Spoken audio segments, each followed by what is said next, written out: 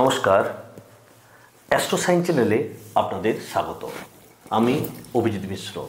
আজ আলোচনা করব 2025 সালের ফেব্রুয়ারি মাস মেষ রাশির জাতক জাতিকাদের জীবনে কী প্রভাব ফেলবে। তো আলোচনা শুরুর আগে আপনাদের প্রতি বিনম্র আবেদন, আপনারা আমার এই অ্যাস্ট্রো সায়েন্স চ্যানেলটিকে সাবস্ক্রাইব করুন এবং পাশে থাকা বেল আইকনটি টিপে আমাদের সাথে থাকুন। শুরু করছি আজকের আলোচনা। মেষ রাশির জাতক জাতিকাদের দ্বিতীয় বৃহস্পতি, পঞ্চমে মঙ্গল, ষষ্ঠে কেতু, অষ্টমে বুধ, দশমে রবি, একাদশী শুক্র শনি এবং দ্বাদশে রাহুর অবস্থান। দ্বিতীয় বৃহস্পতি কি যোগ সৃষ্টি করে? আমরা জানি দ্বিতীয় ঘর মানে অর্থের ঘর। তাই অর্থের ঘরে বৃহস্পতির অবস্থান, যে বৃহস্পতি শুক্রের ঘরে বাস করছে, যার ফলে কি সৃষ্টি করবে না অর্থের প্রাচুর্যতা সৃষ্টি করবে, অর্থের বিস্তৃতি সৃষ্টি করবে। পঞ্চমে মঙ্গল, পঞ্চম স্থান বিদ্যা বুদ্ধি। তাহলে এটা দেখতে হবে পঞ্চম স্থান বিদ্যা বুদ্ধির যেমন ঘর, পঞ্চম স্থানে কার অবস্থান না মঙ্গল।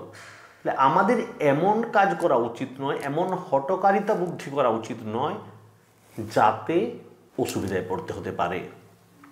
ষষ্ঠে কেতুর অবস্থান যথেষ্ট চিন্তাভাবনার বিষয়। ষষ্ঠে কেতু পেটের সমস্যার সৃষ্টি করতে পারে, লিভার, পেট প্রতিটি জিনিসের সমস্যা সৃষ্টি করতে পারে। অষ্টমে বুধ, দশমে রবি জাতক জাতিকাদের জীবনে কর্মের স্থানকে বিশালভাবে প্রভাবিত করবে। তাই মেষ রাশির জাতক জাতিকাদের কর্মজীবন বা কর্মস্থান আগামী ফেব্রুয়ারি মাসে যথেষ্ট সুপ্রভাব ফেলবে। এবং একাদশে শুক্র শনি, একাদশ ঘরের অধিপতি শনি সে নিজ স্থানে বসে আছে শুক্র সহ। একাদশে অর্থাৎ সাফল্যের ঘরে শনির অবস্থান এক নতুন দিকের সূচনা করে। কি করবে না, শনি হলো ধৈর্যের কারক, শনি হলো কর্মের কারক।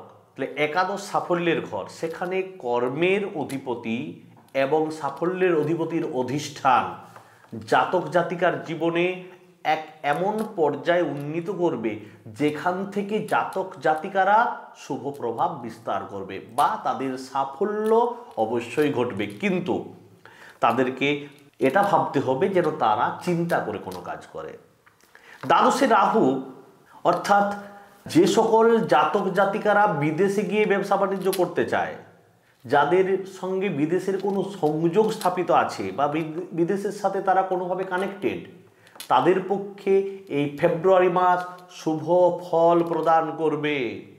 তাহলে সার্বিকভাবে যদি আমরা মেষ রাশির ফেব্রুয়ারি মাসের জীবন বা তাদের জীবনশৈলী নিয়ে বা তাদের ফেব্রুয়ারি মাস কেমন কাটবে তা নিয়ে যদি আলোচনা করি, প্রথম দিকটা অশুভ প্রভাব থাকলেও পরের দিকে ফেব্রুয়ারির 15 তারিখের পর থেকে তার স্বাস্থ্যের উন্নতি। অর্থের দিক থেকে কি হবে না, অর্থের ক্ষেত্রেও দ্বিতীয় বৃহস্পতি একটা আর্থিক সচ্ছলতার ভাব সৃষ্টি করবে। চতুর্থের অধিপতি চন্দ্র, সে চন্দ্র মেষ রাশিতে বসে আছে মঙ্গলের ঘরে, মঙ্গলের সঙ্গে চন্দ্রের একটা ভালো সম্পর্ক আছে। তাহলে যারা পড়াশোনা করছে মেষ রাশির জাতক জাতিকারা, তাদের জন্য এই ফেব্রুয়ারি মাস যথেষ্ট একটা শুভ প্রভাব, পজিটিভ এনার্জি নিয়ে আসবে। তবে পেটের সমস্যা বা লিভার সংক্রান্ত সমস্যা থেকে এ সময় একটু দূরে থাকাই ভালো। আমি স্টুডেন্টদের বিশেষ করে বলতে চাই, তারা যেন ফাস্ট ফুড খাবার থেকে যেন দূরে থাকে, তাদের হজম জাতীয় সমস্যা সৃষ্টি হবে। তবে কর্মের স্থান, যারা কর্মক্ষুব্ধ তাদের সাফল্যতা এবং যারা ব্যবসা করতে চান বিদেশে, তাদের ক্ষেত্রে এই ফেব্রুয়ারি মাস যথেষ্ট সুপ্রভাব নিয়ে আসবে। তবে ফেব্রুয়ারি মাসকে আরও ভালোভাবে চালনা করতে গেলে আপনাদের কি প্রয়োজন না, এটা মনে রাখতে হবে যে ফেব্রুয়ারি মাসের যে 4টি মঙ্গলবার আছে, সেই 4টি মঙ্গলবারের হনুমানের বন্দনা করবেন, হনুমানজির বন্দনা করবেন। হনুমানজির বন্দনায় আপনার জীবনকে সুন্দরভাবে আরও দৃঢ় থেকে দৃঢ়তর, সুন্দর থেকে সুন্দরতর দিকে নিয়ে যাবে। আপনার পজিটিভ থিঙ্কিং আপনাকে একটা অন্য জায়গায় উন্নীত করবে। আপনার জীবন শৈলী, আপনার জীবন চর্চা আপনাকে এমনভাবে নিয়ে যাবে যাতে মানুষ আপনাকে নোটিশ করবে।